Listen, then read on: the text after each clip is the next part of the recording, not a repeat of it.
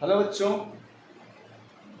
Good evening. इस video में हम class 9 UP board chapter number 1 पढ़ने वाले हैं, जो हमारे पास लिखा है हमारे आसपास पराग। ये चैप्टर का नाम है हमारे आसपास पराग।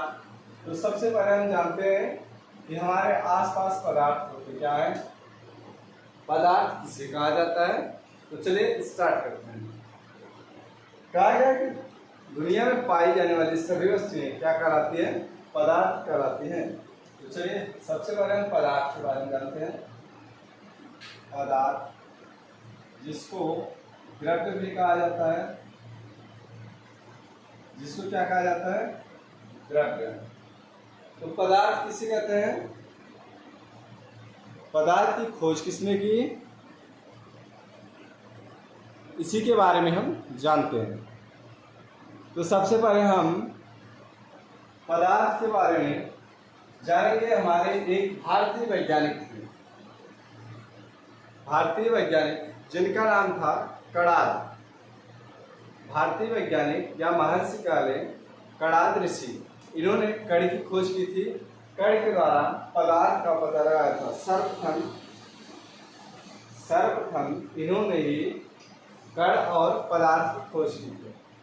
तो चलिए जानते हैं किन्होंने किया था, महर्षि कणाद ने। ठीक, इसे की थी महर्षि कणाद ने। ये कहाँ के थे, भारत के। कहाँ के थे, भारत। तो चलिए हम पहले पदार्थ के बारे में जानते हैं। पदार्थ किसे कहते हैं, तो यहां से लिखते हैं ब्रह्मांड में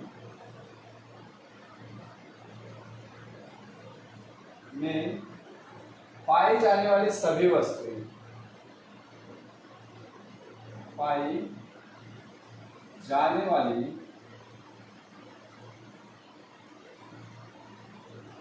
सभी वस्तुएं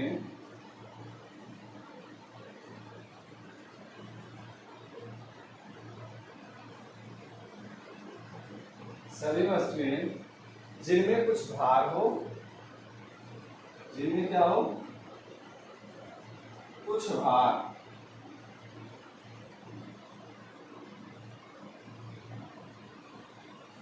वह जो स्थान घेरती है, जो स्थान घेरती हो,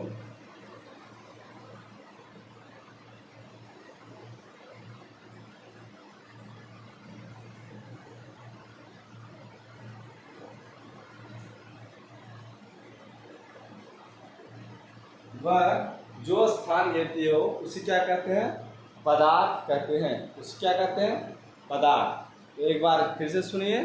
ब्रह्मांड में पाई जाने वाली सभी वस्तुएं जिनमें कुछ भार हो, जो स्थान घेरती हो, क्या कहलाती है, पदार्थ कहलाती है। क्या कहलाती है, पदार्थ। तो पदार्थ की अगर भौतिक अवस्थाओं के बारे में बात करें तो चलिए देखते हैं। पदार्थ की भौतिक अवस्थाएं।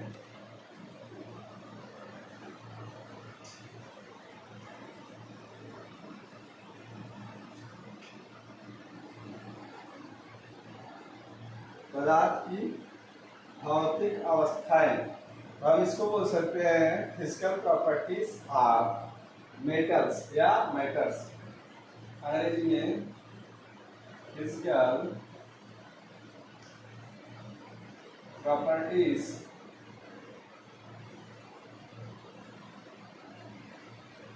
Of matters.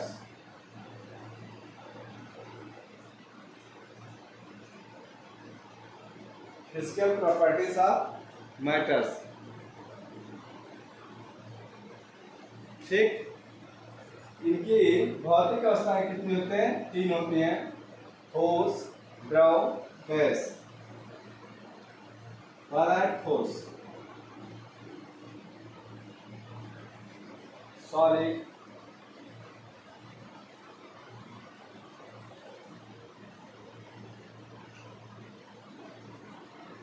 दूसरा है द्रव,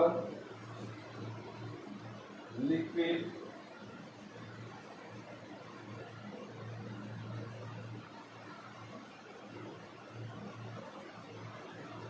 तीसरा है गैस।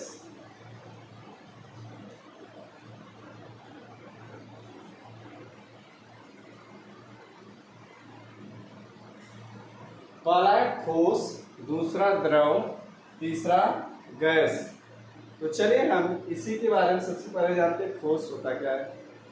ठोस वह पदार्थ है जो रखने पर स्थान घेर लेती है, जो रखने पर स्थान घेर लेती है और जिसका कुछ आकार बना होता है, जिसका कुछ आकार बना होता है, उसे हम क्या कहते हैं, ठोस कहते हैं। उसे क्या कहते हैं, ठोस कहते हैं। या तो सिंपल भाषा में समझ लेते हैं कि ऐसा कोई पदार्थ, ऐसा कोई मैटर जिसको अगर किसी को फेंक के मार दें, क्या करें, फेंक के मार दें, अगर उस पर चोट पहुंच जाए, उससे क्या हो, चोट पहुंच जाए या घाव लग जाए, उसे क्या कहते हैं, उसे क्या कहते हैं, ठोस कहते हैं। तो सीधा लिख सकते हैं, पदार्थ की अवस्था, पदार्थ की वह अवस्था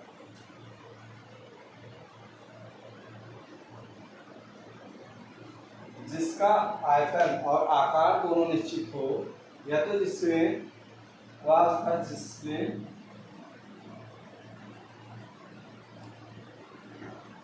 आयतन और आकार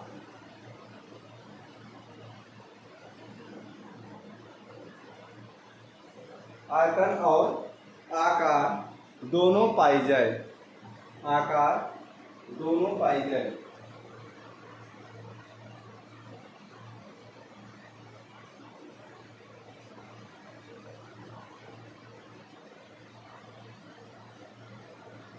क्या कह रहा है, पदार्थ की वह अवस्था जिसमें आयतन और आकार दोनों पाई जाए, उसे क्या कहते हैं, ठोस कहते हैं। अब इसमें बनता है आयतन क्या होता है। इसमें एक क्वेश्चन आता है, आयतन क्या है। आयतन मतलब किसी वस्तु द्वारा रखी गई, किसी वस्तु द्वारा रखी जाए और जहां पर स्थान घेर ले, जहां पर स्थान घेर ले, उस स्थान को क्या कहते हैं, आयतन, वॉल्यूम कहते हैं। उस स्थान को वॉल्यूम कहा जाता है। और आकार तो आपको पता है, जिस शेप में बना होता है उसे क्या कहते हैं, आकार कहते हैं। तो चलिए अब अगर हम देखते हैं द्रव के बारे में, यहाँ द्रव को लिख देते हैं, द्रव के बारे में। चलिए इसको इरेज करके लिखते हैं, ऊपर हम लिख देते हैं द्रव, ठीक है। चलिए दूसरा लिखते हैं द्रव।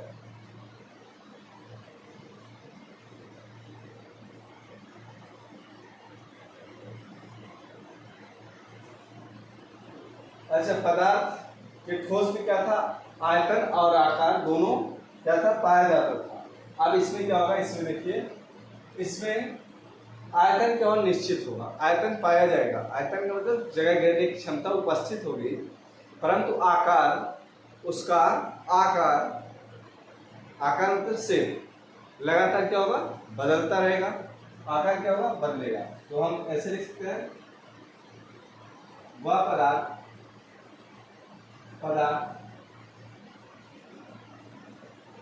जिसमें स्थान घेरने की क्षमता पाई जाए, जिसमें स्थान घेरने की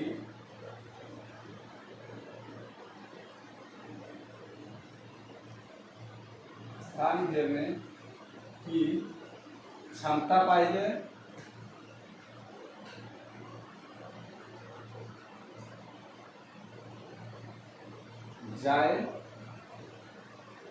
जिसमें स्थान घेरने की क्षमता पाई जाए और आकार बदलता रहे।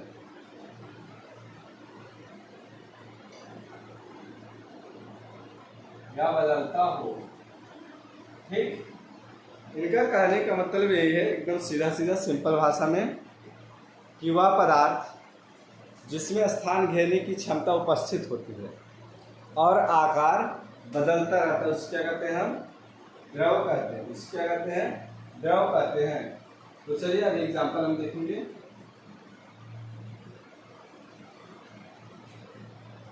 इसमें एग्जाम्पल हम देख सकते हैं, जैसे जल, दूध, तेल,